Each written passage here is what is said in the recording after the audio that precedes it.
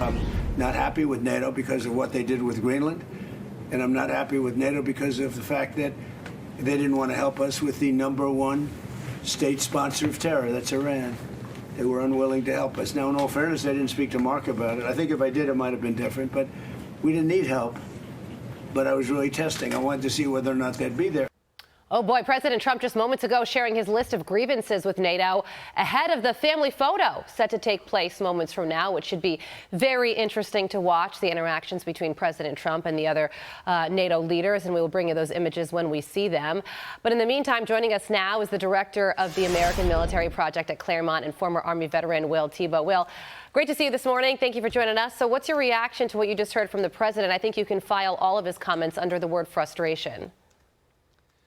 To say the least, Carly, I think President Trump is acknowledging the bizarre dynamic that exists with NATO. You know, Greenland will become U.S. territory in the event of a conflict. The United States will be the only country that can ever actually defend Greenland's sovereignty.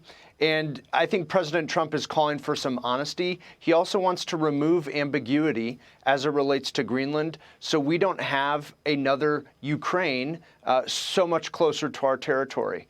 It's a key overflight path for potential ballistic missiles, for Arctic naval traffic from China and Russia.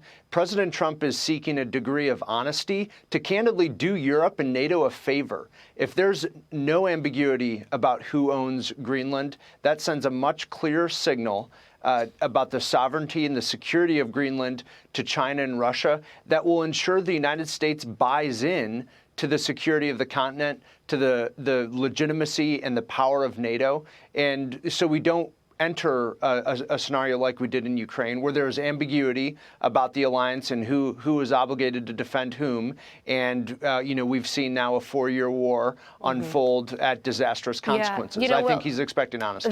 Listen, there was this very interesting piece in the Wall Street Journal yesterday about this meeting that took place in January between 30 European leaders who were horrified over President Trump's comments about wanting to acquire Greenland, so much so that some of those European leaders, prime ministers and presidents, became emotional over the notion. So what do you think their reaction is right now at this very moment, hearing the president say what he just said?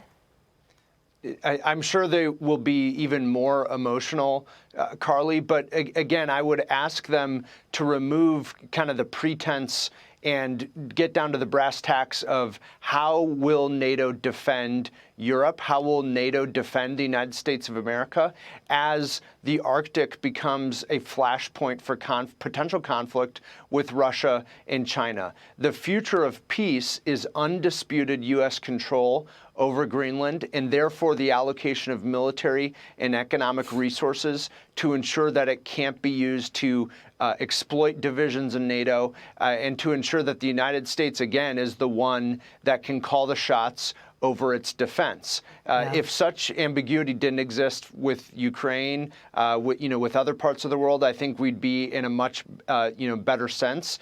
President Trump is calling for honesty and candor about who's going to actually put resources and men and women on the line to defend it. Well, you mentioned Ukraine, so I want to get one in on that because the president is going to be meeting with Ukrainian President Vladimir Zelensky later today.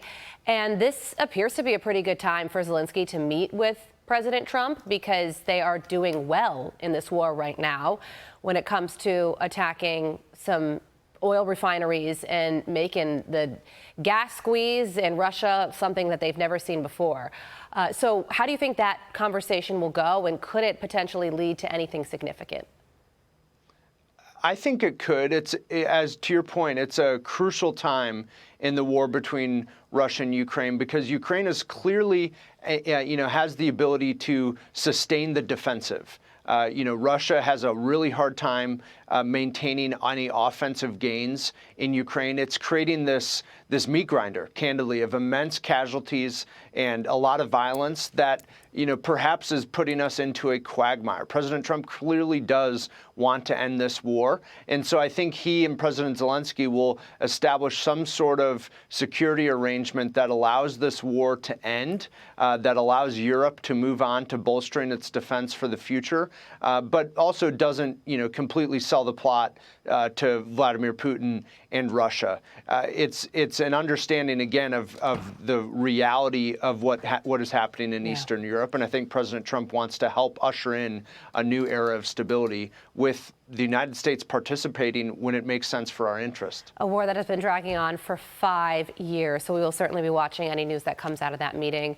and much, much more from the NATO summit. Will, thank you so much for joining us. Be sure to like and subscribe for all the Fox News latest on YouTube and catch full shows streaming now on Fox One.